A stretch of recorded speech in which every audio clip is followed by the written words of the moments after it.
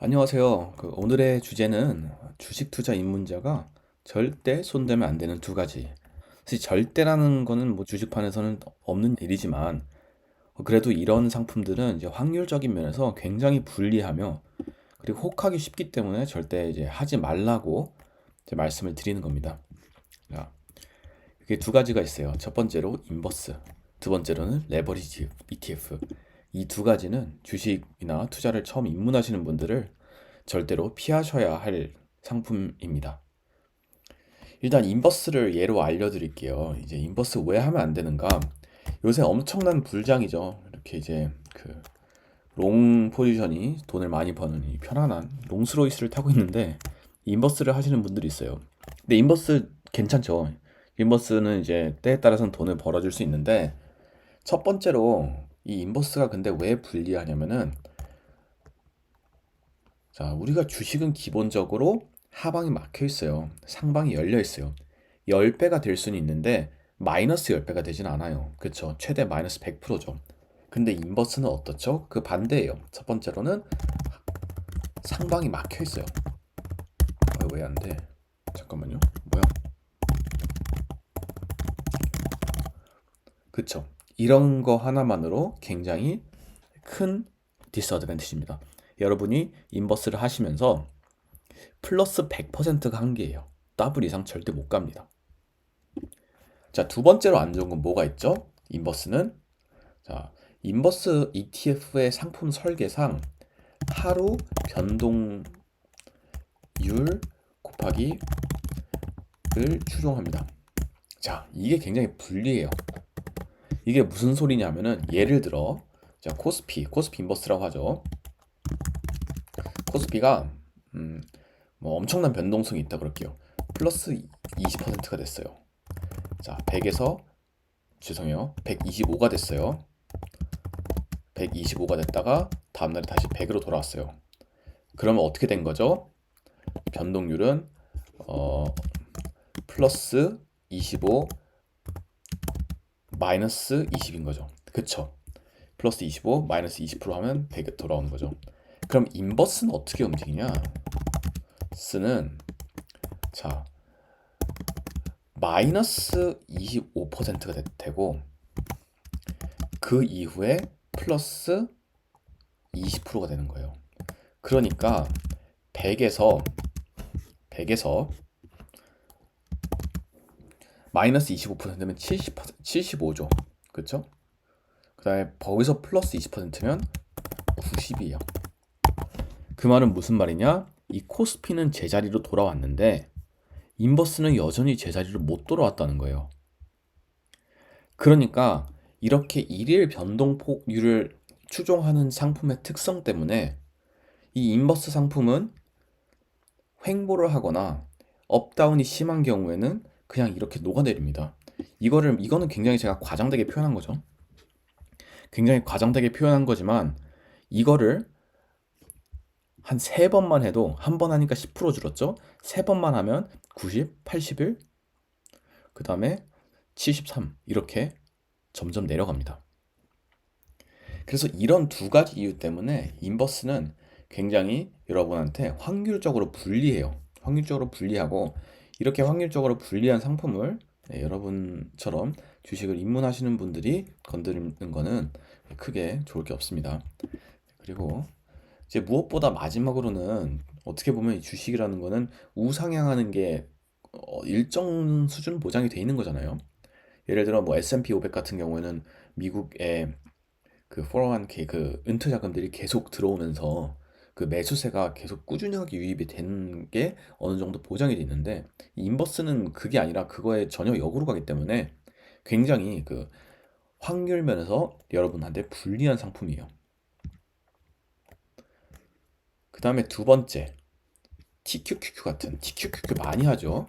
레버리지 상품의 문제점에 대해서도 제가 말씀을 드릴게요. TQQQ를 잘 보면 이렇게 되게 투자하고 싶게 생겼어요. TQQQ 최대치를 보면요. 2010년부터 지금 얼마나 올랐냐면은 140배가 올랐어요. 사실 이 당시 여기다가 1억을 넣었으면 지금 뭐 140억 가지고 은퇴하는 겁니다. 심지어 세금도 22%밖에 안 내죠. 그런데 반면에 QQQ 같은 거는 보면 대충 2010년부터 900% 10배밖에 안 올랐으니까 좀 짜쳐요. 그쵸? 좀 짜쳐요. 그래서 TQQQ를 많이 하고 싶은 그런 생각이 드는데 얘도 인버스랑 비슷한 문제를 가지고 있어요. TQQQ는 어떻게 설계됐냐면요. 1일 QQQ 변동량의 3배예요. 변화율에 죄송해요. 얘도 인버스와 마찬가지로 변화율을 추정합니다. 그래서 QQQ가 만약에 100에서 100 아까랑 똑같이 할게요. 125가 됐다가 120이 됐다. 아 죄송해요. 100이 됐다. 이러면 QQQ는 어떻게 움직여요? 플러스 25 마이너스 20이죠. QQQ가 이렇게 움직여요. 그쵸? 그러면 트리플 QQQ는 플러스 75 마이너스 60이 돼야 돼요. 그쵸? 맞죠? 그러니까 어떻게 움직여야 돼요? 여기서 100에서 175가 되고요. 세 번째는 여기에 이제 마이너스 60% 40%로 줄여야 되니까 70이 되네요. 어떻게 됐어요? 슉슉 갔다 오니까 제자리로 오니까 줄어 있어요. 네, 이거의 문제점은 이거 횡보라는 거는 방향성이 없는 거예요. 녹습니다. 반면에 이런 특징 때문에 똑같이 뭐가 생겨요? 한 방향으로 밀고 가면 돈을 법니다. 더 법니다. 이거를 우리가 뭐라 그래요? 양의 복리라 그래요. 마찬가지로 이거는 음의 복리도 있어요. 그래서 여러분이 TQQQ를 투자하심에 있어서 주의해야 될 거는 이거는 단순히 방향성 투자가 아니에요. 방향성이 올라가면 돈 벌고 내려가면 돈을 잃고 이게 아니라 얼마의 속도로, 그러니까 속도와 방향성을 둘 다 투자하시는 거예요. 이거 여러분이 옵션 투자하는 거랑 비슷해요. DQQQ는. 그래가지고 이거는 투자하기 굉장히 힘들다. 그런데 그래서 이거를 확인하기 위해서 보면 지금 QQQ 볼게요. 나스닥 여러분 너무 잘 아시죠? 이거 올타임 하이예요. 전고 진작에 돌파했어요. 전고에서 13% 정도 지금 상승이 있는 상태예요. 반면에는 TQ는 뭐죠? 전고 돌파 못했습니다. 지금 전고에서 오히려 마이너스 24% 내려와 있어요. 근데 이제 이런 전략을 쓰시는 분이 있어요.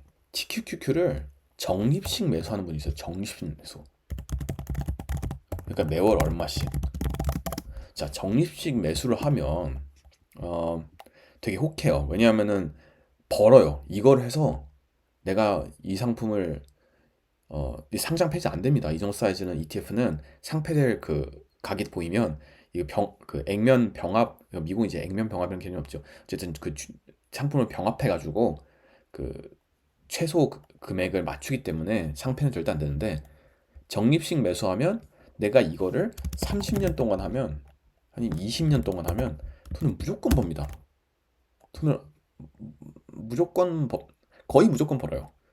네, 근데 이거를 왜 제가 추천 안 하냐면은 여러분 지금 주식한 지 6개월 된 사람한테 이 20년어치 그 차트를 보여주면서 여러분 반드시 버진다고 하면 할 수 있어요? 그 못해요. 그 여러분이 이거 이 TQQ 봐요.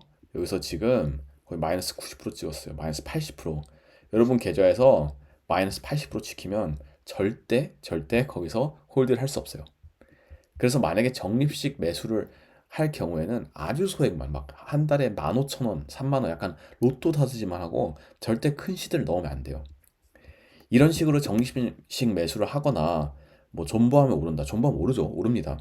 의 전제는 뭐냐 하면은 시장을 안 떠나는 거예요. 근데 여러분 만약에 주식한 지 1년 됐고 2년 됐는데 내 계좌에 마이너스 80% 찍히면 여러분 절대 시장에 남아 있을 수가 없어요. 무조건 떠납니다. 그런 사람은 시장을 떠나서는 다시는 안 돌아오기 때문에 이런 데다 굉장히 큰 금액을 투자했다가는 여러분이 존버를 해가지고 막 버텨서 가격이 오르기 전에 여러분 다 팔고 주식을 영영 끊을 수도 있어요. 그런 문제가 있기 때문에 이거는 추천하지 않습니다. 굉장히 투자자에게 불리하게 설계된 상품이에요. 그러면 이렇게 제가 추천하지 않는 상품 두 가지를 이제 살펴봤는데, 네, 오늘은 이렇게 짧게 마치고 다음에 더 좋은 영상으로 찾아뵙겠습니다. 예, 시청해주셔서 감사합니다.